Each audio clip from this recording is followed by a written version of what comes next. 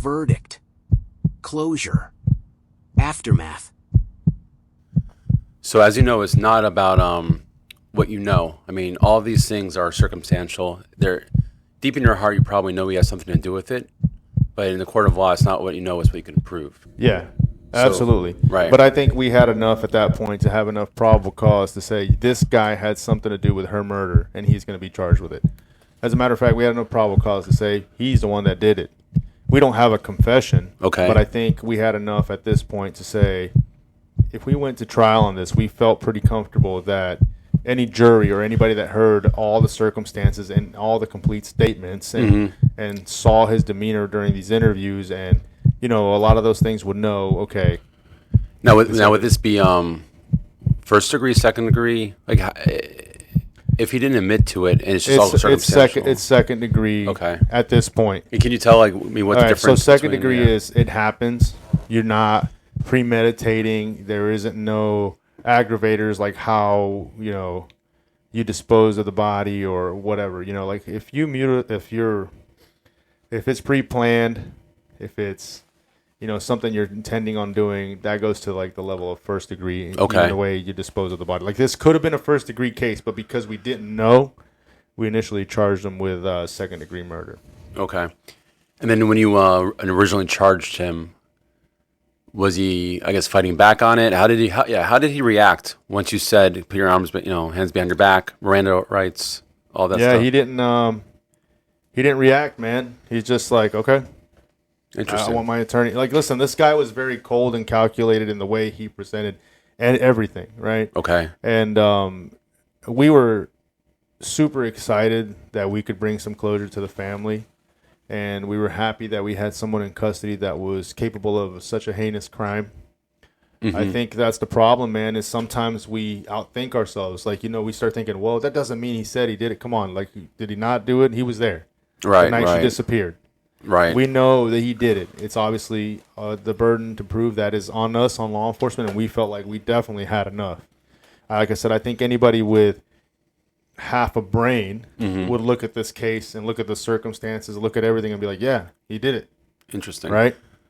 So at this point, did you get the from the autopsy, anything yet back from them?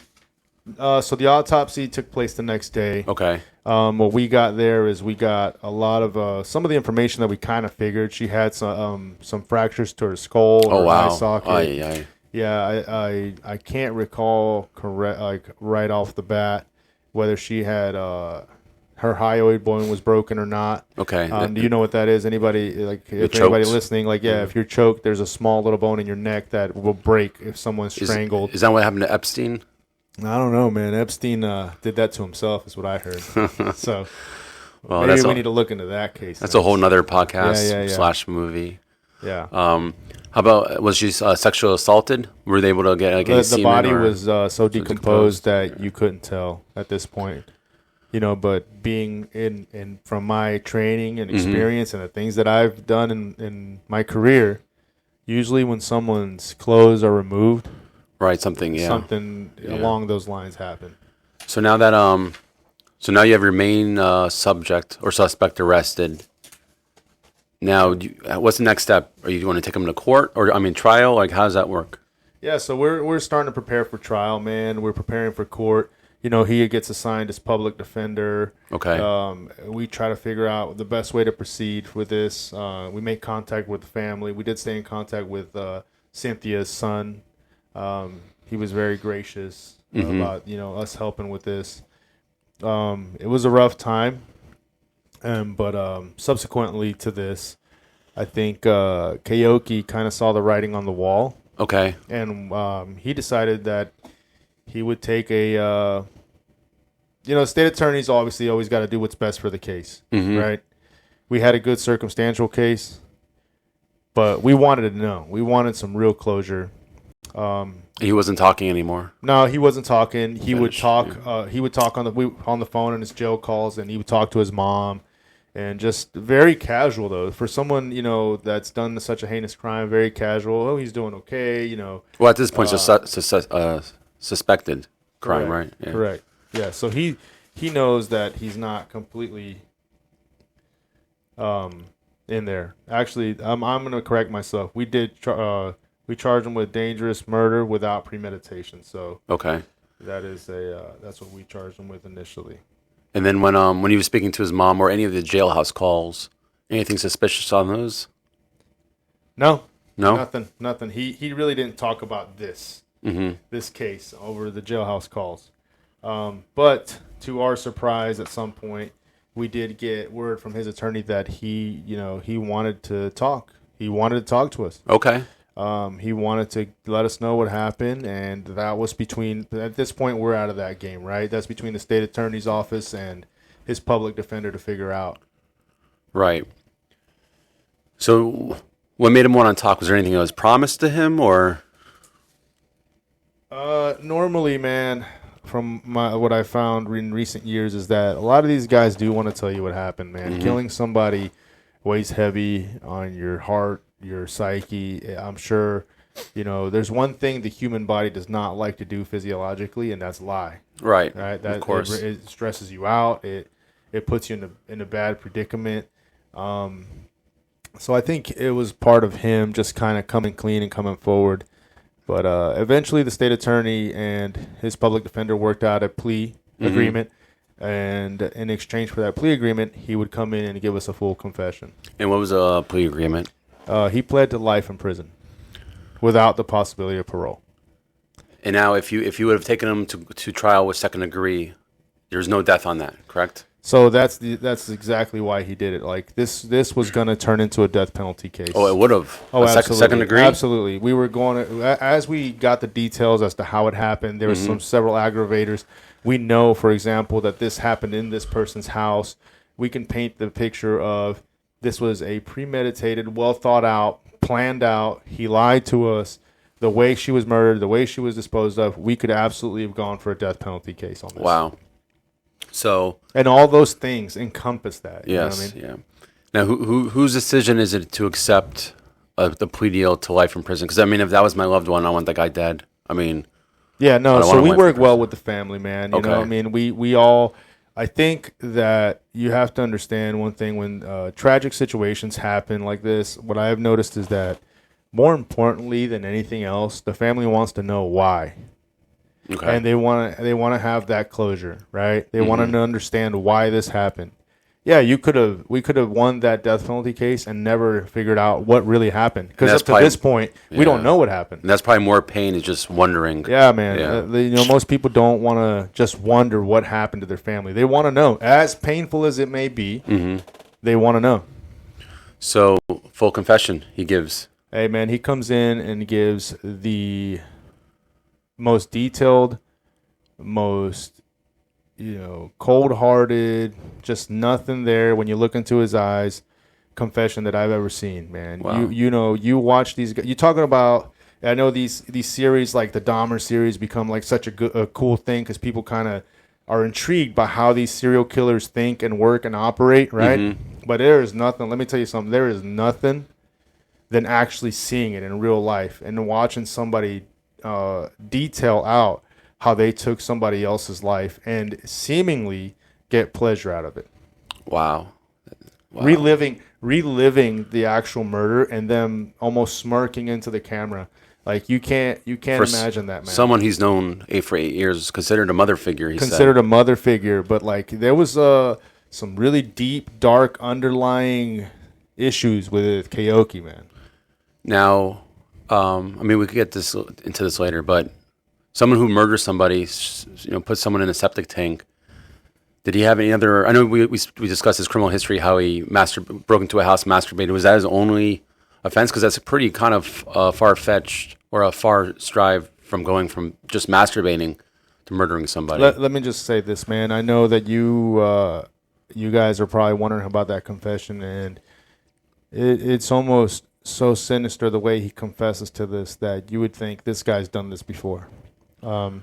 We started digging into his background, Okay. and we'll kind of break that down if you want, man. Keoki was an interesting character, right? He claims to have grown up within a rough situation, right, at home.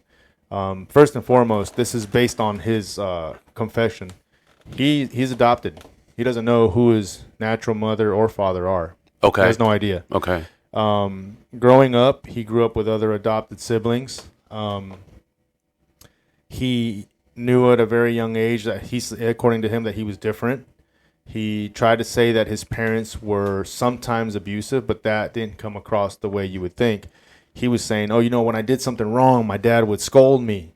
Okay, like whose parents don't scold them when they do something wrong, right? Correct. Yeah. So there wasn't any of that like real deep, dark sexual abuse or physical abuse on his end when he was a kid. Okay. But he claims that he knew something was wrong with him because around the age of 8 or 9 years old, he would peek in on his stepmother after his dad and his first adopted dad and mother got divorced. Okay. His dad remarries. He lives with his dad. Okay. And he would peek in on his stepmother and would watch her while she would be in the room in her underwear and laying down, just kind of relaxing. He got a kick out of that. Like around 8, 9 years old, he says he would hide and he would masturbate thinking about that. He would steal her underwear at 8, 9 years old. This is his confession. Right, You're gonna play it, and I'm going off of my recollection. It's worse when you hear it. Right. And to everyone that's at home, or if you're watching this on YouTube, we're gonna play pieces of the confession as well. So if you're just hearing this on either Spotify or Apple Podcast, check onto our YouTube so we could actually watch the video. But I'll link it in here as well. So go on. What was I guess during his confession? What were a few of the things that stood out of the confession that kind of just that, man, the sexual deviancy at such a young age, right? Mm-hmm. He starts watching porn at a very young age, which kind of leads to him breaking into that house. Gotcha. There was accusations of him molesting his cousins. I think it was one of his cousins that they were never proven. Okay. But there was allegations of it. So this kid's life has always been revolved around like sexual deviancy, right? Mm-hmm. And even recently, as he's gone on, by his own confession, he likes rape porn, right? So he's as gone as you could be gone, is on the far end of the spectrum when it comes to sexual deviancy as you possibly can be. All right. So if you're listening at home, I'm gonna basically plug in some of his confession right now.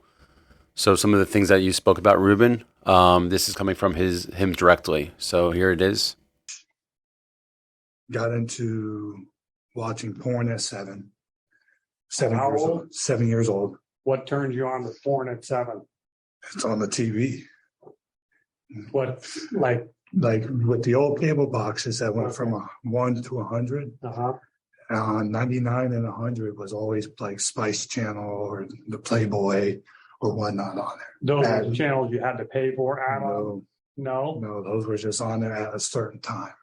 And you started watching that at 7 years old? Yes. Did your parents know that you were watching porn? At that time, my mom and my dad were split up, but my mom had known that she walked in one day into the house when she came over to get me and my brother, and I was watching the Spice Channel on the TV. These are a whole bunch of searches that you conducted starting on the 18th, so we're roughly 6 days before the murder.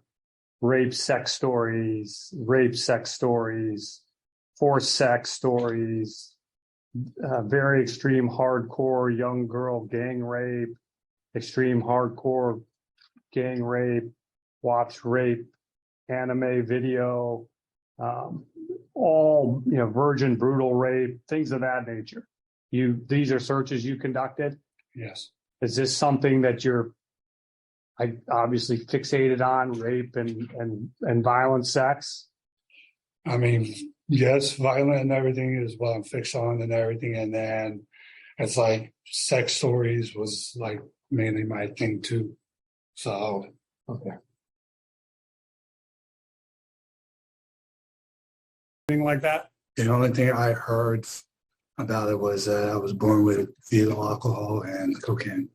Okay. Were you ever diagnosed with fetal alcohol syndrome that you know of? No. Okay.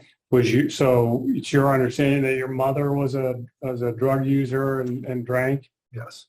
Okay. What do you know about your mother? Do you know anything about her? No. Okay. I know a little bit, but not much. Okay. And tell me, what was your relationship like with her? We'll call her your stepmother. With her, it was pretty much, it was, at first it was fine, but then it started to spying on her. When I mean spying on her, like there would be some days where she would be, when I get home from school, she'll be asleep in the room. And with their doors, they got a bathroom connected to their bedroom, so their bedroom door will be closed sometimes, or at all times, but their bathroom door will be open to where I could go in, sneak in there without her hearing me, and peek right behind the door just to see what she was doing. And there were times where she was laying there in her robe, just in her underwear, panties, and bras. And there were times where I would go outside sometimes, out back to go play. Window will be open with her laying there with just in her underwear and bras sometimes. And what were you were, I mean, Pretty much spying on her at that time and then taking her underwear, masturbating. okay, so how old were you when this started? I would want to say maybe 8 or 9, maybe I'll say 9. Prosecuted me as a juvenile, but then I had to register as an adult sex offender. Right. Okay. What was that crime? How old were you when you did that? 14, maybe 15, somewhere in between. What did you do? I broke into my neighbor's house when they weren't home, and I watched porn on their computer, and I ordered porn on their TV. Okay. And so what did you end up getting convicted of for that? Residential burglary with sexual motivation. Okay. And what was your sentence? Do you remember?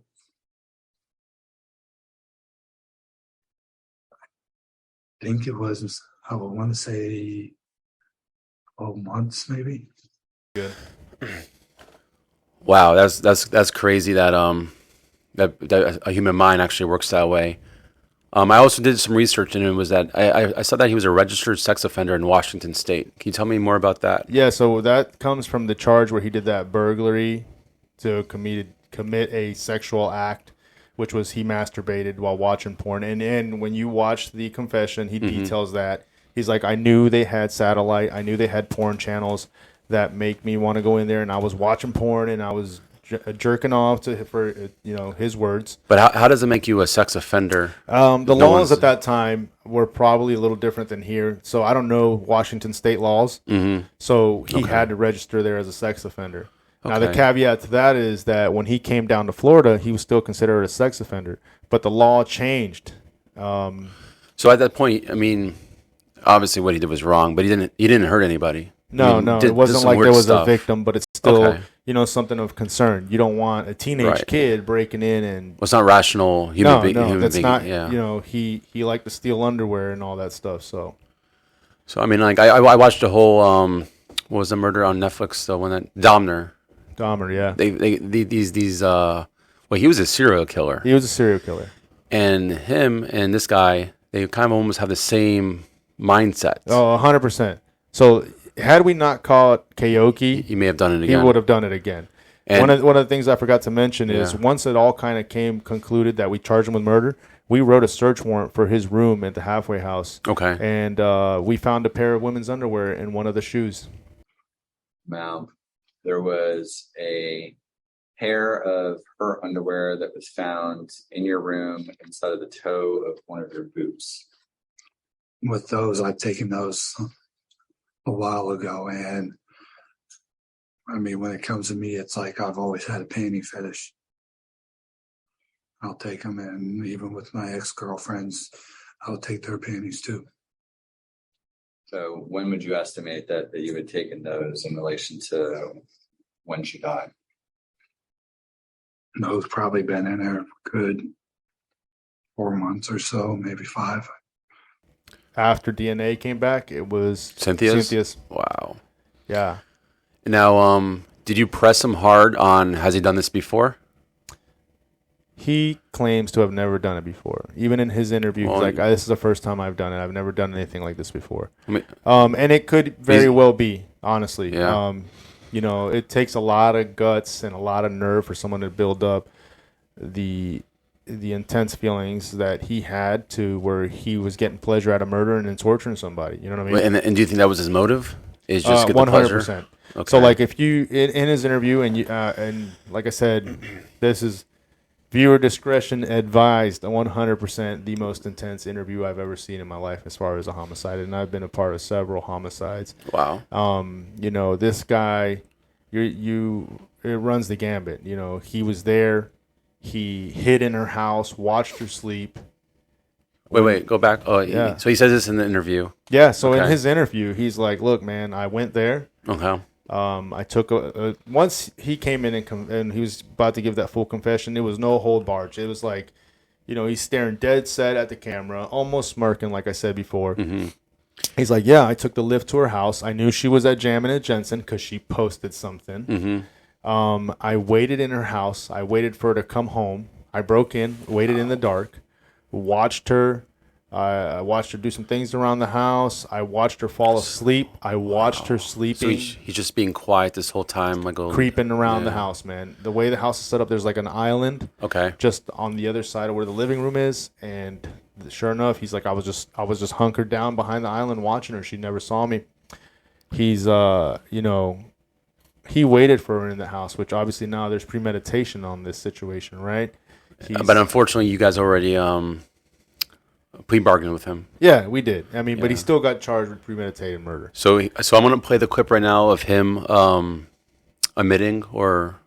right? Yeah, confessing. Confessing to basically being in her house and watching her. And Yeah. here's the confession of that aspect.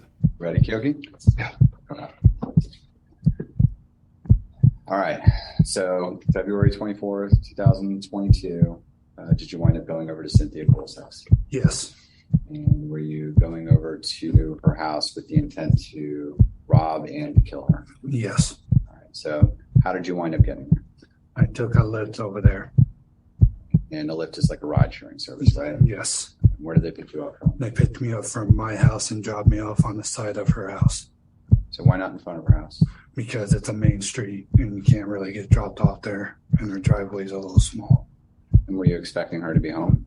No. Okay. Did you know that she was going to be out? No. So were you unsure?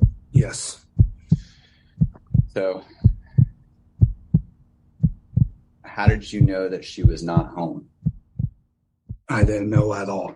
I was just hoping that she wouldn't be home. All right. So and then you said that you went into the bathroom of the Airbnb. Yes. And where did you go inside of the bathroom? I hid in the shower. And what type of shower is it? Just like a little square shower.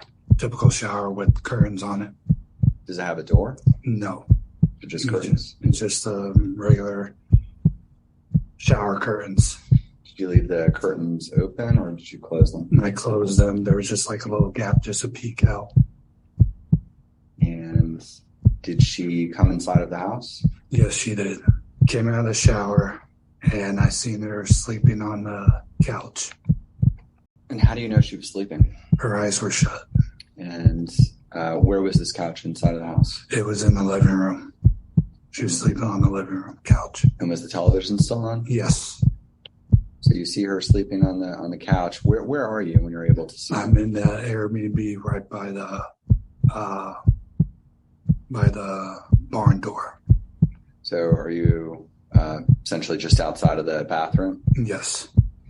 And all right, so you see that she's sleeping. What happens next? Once I seen her sleeping and everything, I started to pace back and forth, thinking of like how I could either kill her now when she's asleep on the couch, or I was pacing back and forth, thinking of using a pillow, thinking of using a pot or pan just to whack her over the head. And I was probably doing that for like about half an hour at that time. Just thinking, going from Airbnb to the bathroom and looking at her, making sure she was still asleep. She didn't hear me or anything. And there, I'm just standing there in the kitchen looking at her. And as I'm walking back to the Airbnb, she kind of moves and I go right behind the island that's right in between the kitchen and the garage door. And I hide over there by the garage door. She pretty much got up and everything, and I seen her go from the living room couch towards the kitchen and then into the Airbnb, which at that time I was by the countertop over by the front door on the other side, just hiding right behind the counter. Okay. So were you kind of doing the thing where you just kind of move behind the object to avoid being seen? Yes. And I was popping my head up and down just to see where she was at. Poking my head up, I seen my shadow from the AC control panel that's right up on the wall right next to the garage door. And as I see my shadow, I bump into the chair. What happened at that point? Once she turned around, it's like both of our eyes like made contact with each other. She stood there looking at me and I stood there looking at her. But at that point, she didn't know who I was or whatnot because it was pitch black in the house. The only thing that there was the light, but I had my hood up and everything. Were you still kind of in your hiding position at this point, or were you already fully standing up? I was in my hiding position just with my head over the countertop looking at her. All right, so the two of you make eye contact. What happens after you make eye contact? After about 2 minutes or so, I stood up completely. Once when I stood up, she kind of made like a little screeching noise. She ran to the front door. Once she started running, I took off after her. When I took off after her, I came right at her. I pushed her right up into the front door where she hit her head on the door. And once when she had hit her head on the door the first time, that's when my body came and like sandwiched her completely. And once when I sandwiched her, she hit her head again on the door. And from at that point, I had my hands, but at that point I had the towel in my hand too. And my arms were around her, but I didn't get a quite good enough grip to where she fell down head first on the tile floor, like right behind the reclining chair. She fell down like at an angle, not just straight down. She fell. Did her head make contact? Do you believe her head made contact with the ground? It did, because I could hear the thump. All right. And when her head made contact with the ground, did you see any blood? At that time, once she hit the ground, I went over to her, standing over her, seeing her unconscious, and I seen blood coming out through the side of her, right side of her head, like right by her temple. All right. And why do you think she was unconscious? From me smashing into her and then her hitting the tile floor. So you said that you're standing over her. What is it that you do next? Once I'm standing over her, I take the towel, fold it in half lengthwise, and I wrap it around her head, her face, covering her eyes, nose, and her mouth 3 times. So I wrap the towel around her. And the purpose of wrapping the towel around her head was why? Her not to see me, and then at that time not to get too much blood everywhere.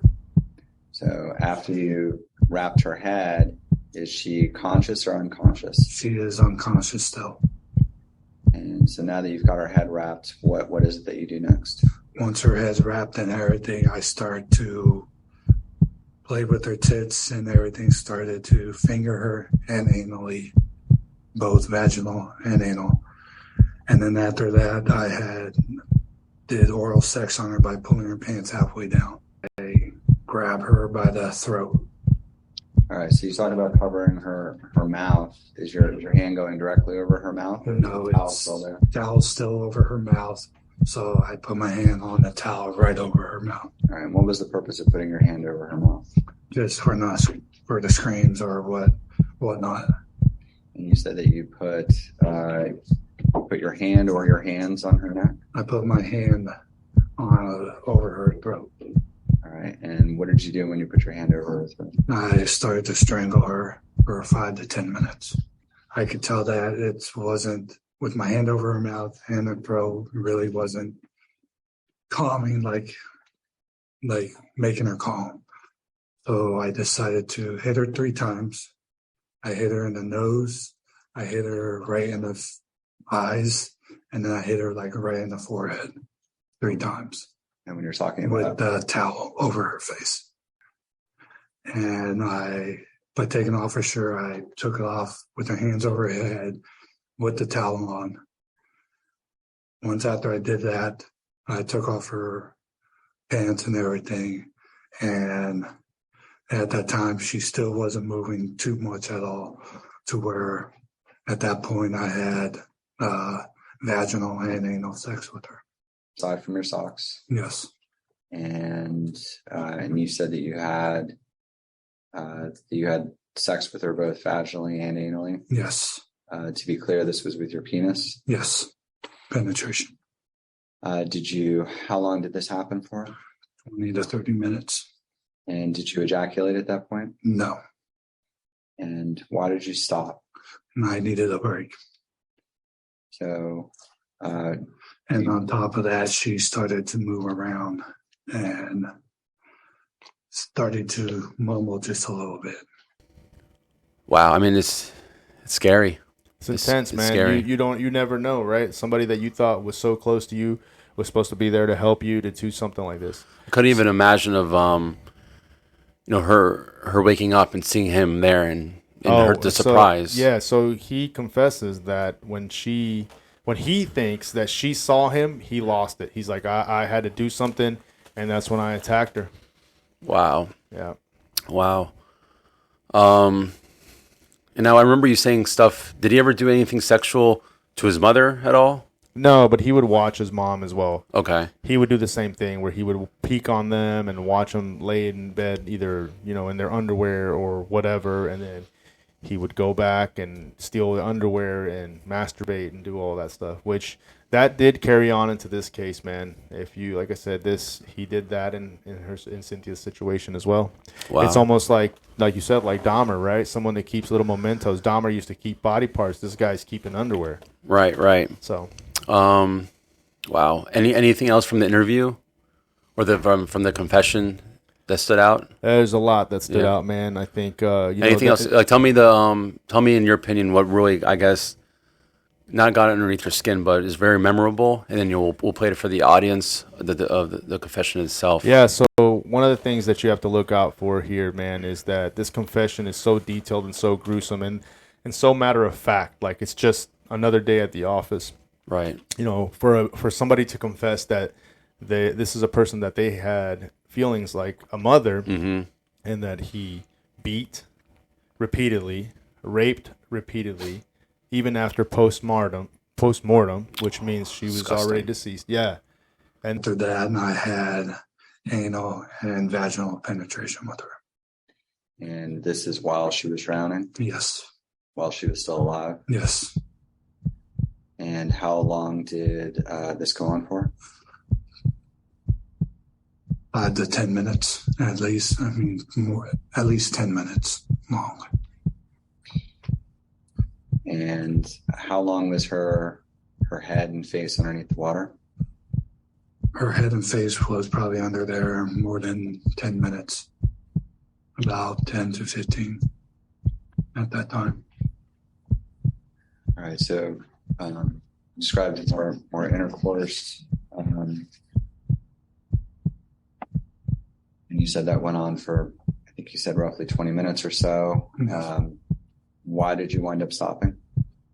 A break, and she was also dead at that time. And at that point, she's laying there. I decided to go out into the garage. I actually grabbed a box that was out there, brought it back in, laid her on the box. Like, the box was like a big square where you could put stuff in still. I laid her on it so that she's up off the ground a little bit. And As I do that, I had vaginal and anal sex with her while she was dead on the box. And he details this and it is just absolutely wild. You know, this case is closed, so yeah, we could talk about it. Mm-hmm. He even films himself raping this woman while she's dead. Cynthia. Yeah. So, And all he that says is- it says it in the interview or the confession. It's all in his confession, man. Let's hear it. Let's see that part of the confession right here.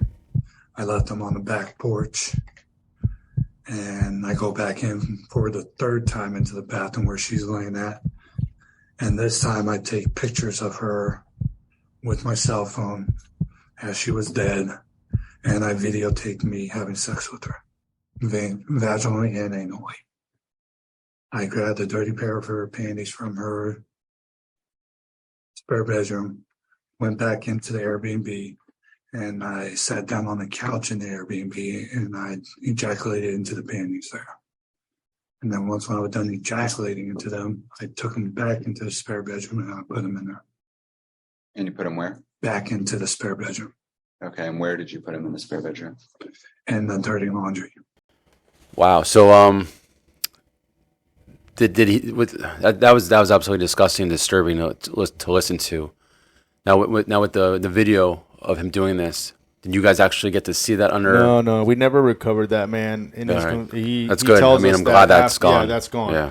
So what he tells us is after he got doing his deed and doing, basically doing whatever he wanted to with her dead body, he drags her out to the yard.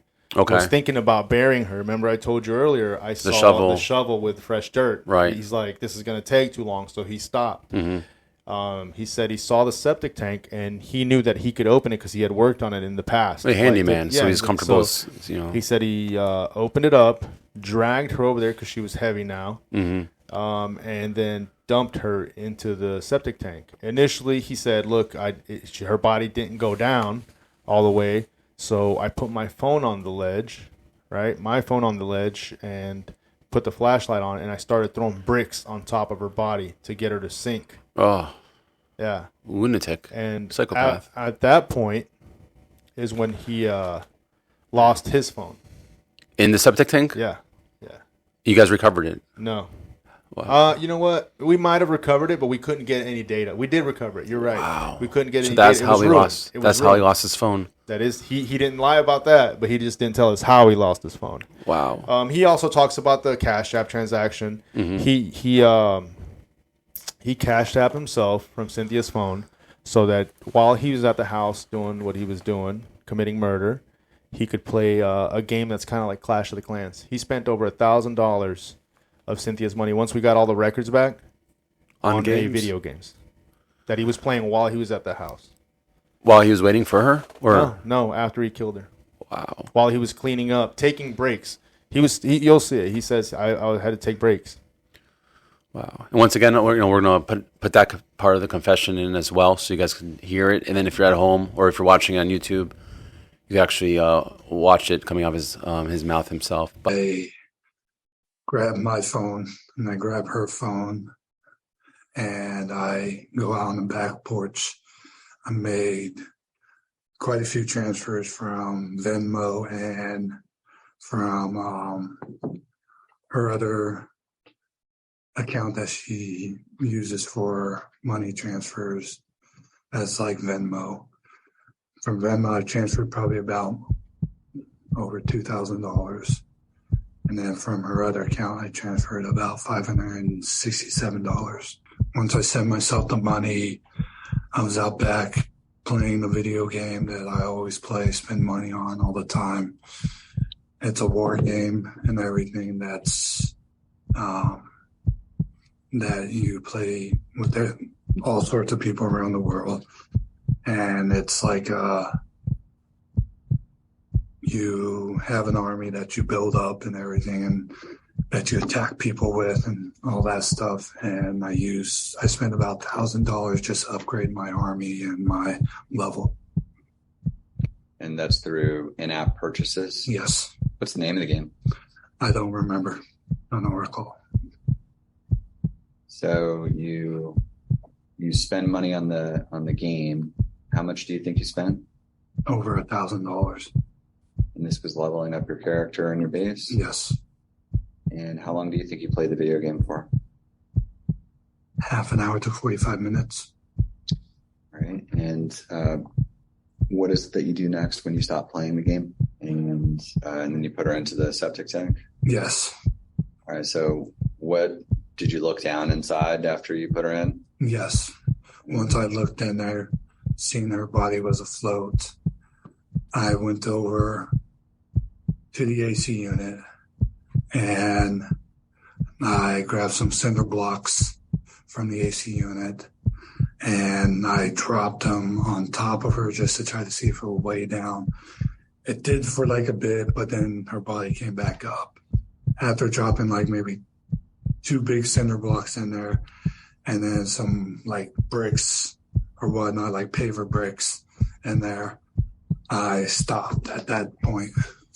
I'm trying to just do it. It wasn't going to work? No. How were you able to see? With my cell phone.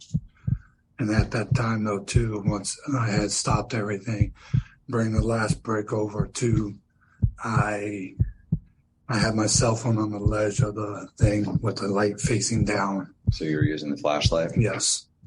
With the flashlight facing down to see in there. And on the last brick that I brought over, my cell phone that fell into the septic tank. Did you go in and get it? No. Did you try? No, it was gone. But well, I'm trying to get a grip of all of this. Yeah, it's a lot. So I remember you were mentioning before, was anything with decapitation or No. Okay. He didn't. That must have been he a didn't go different that case. far. Yeah, it's another case, man. Like I said, we don't get a lot of cases in Martin County, but when we do, they're pretty unique. So, and this one, like I said, takes the cake as far as like just the brutality and the Right. cold-heartedness and just the being matter of fact of what he was doing there. Now, after eight years, I mean, you would think that if someone had this in them, something would have happened in first maybe 6 months, 8 months, a year, 2 years. But this is 8 years later. Have you guys spoke to any psychologist about this or psychiatrist? No, we have not, man. I think when we asked him why this happened now, he actually was like, I was just tired of it. Finally, the frustration just had set in. He's like, I had been watching a lot of rape porn lately, and that was kind of his driving factor. And he was mad at her, because she didn't want to proceed with that intimate relationship that he wanted. Now, did you ever ask? I forget the other guy's name, Jordan or no? What was this the other handyman? I think it was James. James. Did you ever talk to James about him? Like, did you ever? Because you know how guys just talk, a guy talk, right? Yeah, James Garland. You know how me and you, we talk about random stuff all the time that we probably don't want other people to hear. Just like what friends do. Yeah. Did James ever say like, man, he said some crazy shit to me? No, James Nothing? actually said they were the best of friends, man. That all three of them would do things all the time. That they would work on the house. That they were just helping her get the Airbnb together. This is why Keoki is so scary, right? Wow. The guy's a monster, legitimately. Like he hid that deep, dark side of himself so well that nobody saw this coming from that guy. So if he would have probably gotten away with this, maybe in a couple of years, months, or whatever. I mean, we're just assuming. Obviously, we're just talking. But he could have befriended another person. Listen, this guy definitely was on the verge of just exploding. Right? I think he controlled his urges as long as he could, and finally he just couldn't anymore. And what did you say? I mean, you just said a few minutes ago. It just caught my attention. You said this is the most scariest type of murderer, or this is the most gruesome, just the most. Right, but him as a person. Yeah, this is 100% the scariest murder, man. This is a guy you're supposed to trust, right? This is a guy that has a for 8 years, deep, dark, hidden secret that he's just letting build up, and he's so cold and calculated with the way he did things, and just look, completely callous, unemotional. When you play his interview, man, it is definitely, this guy is unique. Right. And all of Cynthia's friends, did any of them know him? They knew him as the handyman. That was it. And none of them came forward and said, "Oh yeah, she had a problem," or he was scared of her, or she was scared of him, or whatever. None of that was out there. And in his past history, did he ever see a psychiatrist back either in Washington or? He may have mentioned that, and when you go back through the interview, he might have mentioned some of that stuff when he was a kid. They might have tried to get him some help or some counseling, but none of that really took. Like when he came down to Florida, he put himself in. He's been in and out of halfway houses. He's like the guy in charge of the halfway house here, and those guys also kind of came forward after the fact once we knew all the details, and we're like, yeah, no, he was gone all that day. We did notice that. We remember that. Wow. So I mean, the crimes like this, unfortunately, it sounds like you could never even prevented this.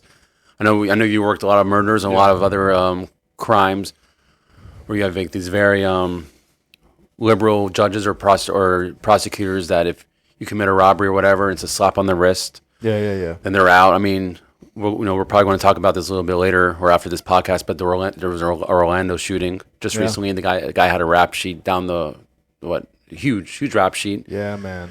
And I guess I'm not sure exactly sad. How much jail time he ever served, but he was out on the streets. He ended up, I think, shooting 4 people, murdering 3 or something like that. Yeah, and I mean it doesn't matter. It ranges, right? Like we think that we are helping society by giving these guys an ability to be back out on the streets and wanting them to change their lives, but you're changing someone else's life time for and the time worse. again that you don't. A lot of people don't change, right? Some do. Good for them. We know those stories, but they just seem to be so far and few. Like even a guy like Keoki, man, he's been sick since he was a kid. How are you going to change that? Right, but at least for the Orlando one, the way I guess it could have been prevented is if the judges and the lawyers were a little bit more harsh on the jail time or on the sentencing. With Keoki, how do you prevent it? I mean, you couldn't keep him in jail for just masturbating. You can't keep the guy in jail for 20 years for masturbating in an empty house. No, you can't. But there's signs, and I think that it was when he was growing up. I think the technology is a lot better now, and I think we do a lot better job at keeping track of these guys now, especially all these sex offenders. Do I think that the penalties for sex crimes need to be a little stiffer? Absolutely. Like I will tell you, man. I will tell you, and I will tell you, like drug trafficking can get you 5 to 10 years, maybe 15 years, depending. Right? Which I agree with. You should. Drugs are bad. They kill a lot of people, affect a lot of people. Right. But then you can get a case where you have a child porn case or a child molestation case, and they get 3 years, 4 years. Yeah. Well, going back to the drugs, I mean that's a whole nother conversation. Yeah. But I think if you're just pushing weed or whatnot, in my opinion, I don't think that's a big deal. I think it's when you start lacing the weed with fentanyl, you start lacing drugs that will kill somebody. The problem is this, man. It's not about the drug itself, right? Because people are going to do drugs if they want to do drugs. Right. It's what comes with the drugs. What happens with that guy who's pushing 50 pounds of weed a week and somebody hears about it and they want his money? Right. Well, yeah, they're going to rob him. They're going to rob him. They're going to kill him. So again, that's part of the game. I mean, it's part of. So you're going. going. It's the crimes that come from it that really are giving you the problem, right? Okay, we'll go with cocaine. Cocaine's real bad, but if somebody wants to use it, who cares? But what happens with that coke addict? They if it's a lady, sometimes they become a prostitute. They can get murdered. They leave their family. There's a whole snowball effect behind drug use, which is why I think people are still not just like, oh yeah, let's just let it ride. But with a guy like Keoki or a guy who commits sex crimes, there is no signs. At least, if with you see a drug dealer, you kind of know. People on the streets talk. Right. Most of these guys who commit these types of crimes keep that a secret because they know it's bad. It's real bad. Right. But with this case in particular, there's really no prevention on this. There's nothing we could have done about it, right? There's nothing that judges or prosecutors, because, like I said, the only time he was arrested was when he was a teenager. Right. And you can't lock someone up for life, and I don't think you should be locked up for life for masturbating in someone's house, even as weird as that is. It's he didn't hurt anybody. No, he didn't hurt anybody, and it's just it was an unfortunate, very sad situation. Wow. Now in the future. Now I know you're talking about like sexual predators. The jail time or the sentencing is very low on those. Sometimes. I'm not saying all the time. Sometimes it's a capital felony and they're getting life, bro. Okay, good. Good. So, but there's times where, for example, think about why we have registered sex offenders that have to register, because they're out in the streets living among us. Right. So obviously they're having a chance to come and be out in society, right? Right. But also, if you're a sex offender, you could be labeled a sex offender if you like masturbating by yourself. And if, let's just say, if you do, rape or do something bad with like, a child, like a 9-year-old, 8-year-old, Right. Is a sex offender the same thing for both of those cases? So there's sex offenders and sexual predators, right? Okay, So okay. there's That's where I'm a at, difference, yeah. and there's also the type of sex offense you do. Your limitations with your sex offender probation and rules are different, right? Like you can't be within a certain. And that's place a of sex schools. predator. That's the sex offenders. It just depends. There's Okay, different okay. degrees. Yeah, but anybody that's a registered sex offender, there's already rules in place of where they can live, where they can be, and things like that. So, Interesting. Now, did you have any no when reporting this crime to the public? Did you have any not being scared to give all this information out just because how gruesome it was? But how did you feel releasing all the information to the public? I think it's one of those cases that's so unique, man, that I think the public should be aware just to kind of understand that this can happen at any time. Be careful who you let in your house. Mm-hmm. And I think that's one of the lessons that can be learned. Yeah. Is, unfortunately, when you do deal with people in recovery, they haven't, I shouldn't say all of them, but a lot of them have not lived a shiny past. Right. So whenever you're dealing with, or even hiring, or even to let someone into your house, it's good to, I guess, get a background check. Yeah, you got to do something, man. Check what's going on with them. If something doesn't feel right, it's probably not right. Right. That's why we have that gut feeling sometimes, and we like, okay, this doesn't feel good. And that's probably something innate just inside of us from like the caveman days of. Yeah, who knows, man.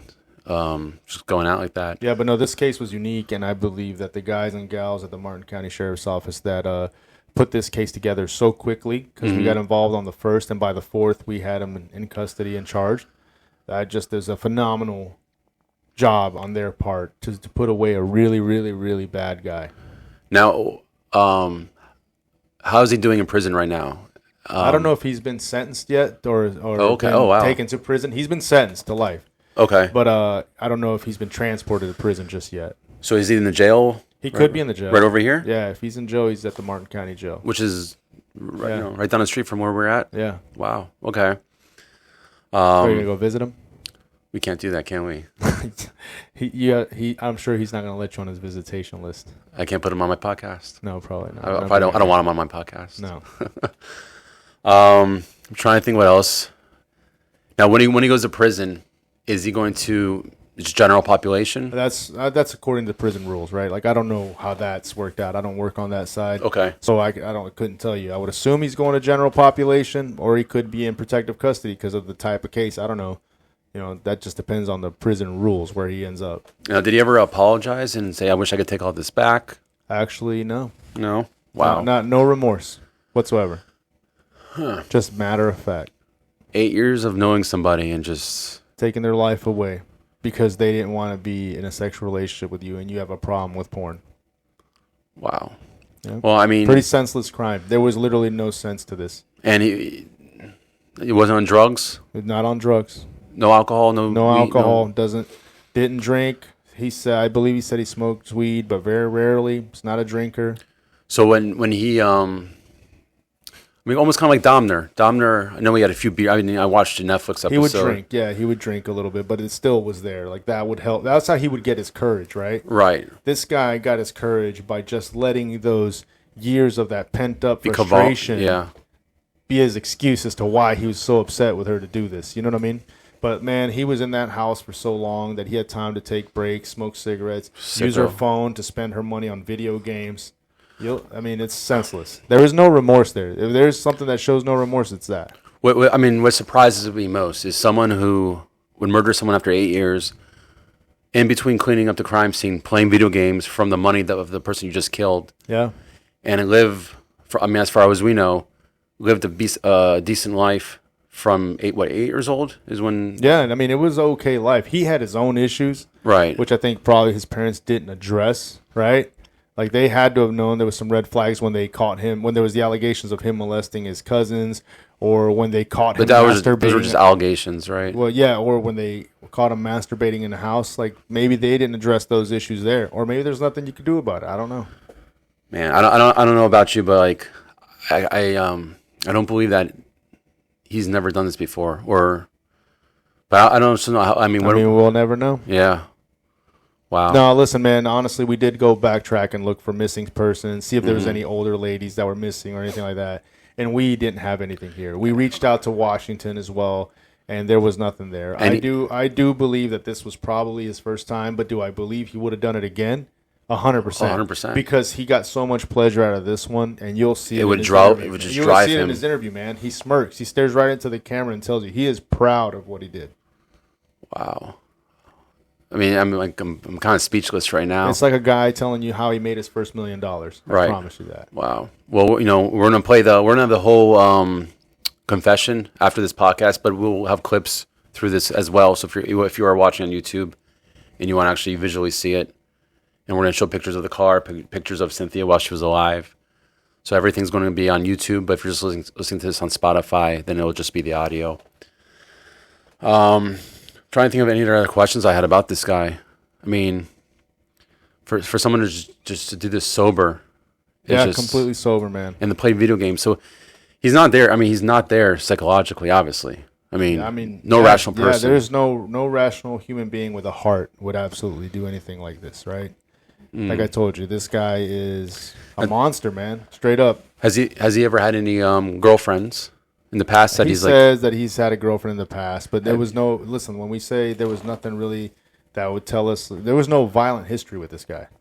And that makes, I guess, a guy like this so scary, is because after 8 years and the guy's never violent, you trust him, and the last thing that you would think is you're going to wake up to him in your home, 5 minutes before you die. Yeah, and you got to think, man, like, look, he's obviously not all there, but he was there enough to cover up his crime scene. He was there enough to hide things. He was there enough to hide her phone, because we never found her phone. Mm-hmm. He was, you know what I mean? Like, he did a lot of things. He took a lot of steps to try to hide what he did. Wow. So he's, and now is there any possibility at all? Let's just say the most liberal governor comes into Florida, most liberal judge and prosecutors. Is there a possible way he could be pardoned and walk the streets again? No, never. Absolutely not. Absolutely not. Anybody that reads this case, watches that interview, will know that guy does not deserve to be. Well, no, I didn't say deserve, but I'm saying, is there a possible way? I mean, listen, there's no possible way. Okay. Zero. Well, that makes me feel a little bit better. Yeah. So, is there anything else you want to add to this? I think we're good. I think I'm looking forward to doing this more often. I think a lot of people want to know the ins and outs of how investigations work, and hopefully we can give that to them, man. Right. So, this is our first podcast, so I know we're going to try to improve a lot of stuff. I think I'm breathing a lot into the microphone, coughing. Has asthma. Yeah. So, this is episode 1. So follow, subscribe, share this with your friends. Yep. We'll probably try to get some more cases on here. Yeah, man, we have plenty to talk about. I mean, crime doesn't stop, right? Yeah, crime doesn't stop. And as this grows, we hope to speak with our detectives across the country on other cases that are just, something similar to this, where you just you can't even make this stuff up. Listen, we have plenty of detectives to talk to. We can even bring in guys and gals that are the ones investigating and going through trial. So I think it's very important for people to be aware of what's going on and what it takes, the amount of work that it takes to keep these really, really dangerous criminals off the street. Right. So, Ruben, thank you so much for your time. Yeah. I guess we could dedicate this to Cynthia Cole. I mean, horrible what happened to her, and this piece of shit right here, which I'm pointing to. I'm just glad he's in jail. So I guess that's it. That's the end of, we've been here for a couple hours, and hopefully if you're still listening, you enjoyed it. If not, then you're not hearing this. Tired, hungry, let's go. All right, Ruben. I'll see you next Cricks 2 podcast. Yep. All right, buddy. You, man. Thank you.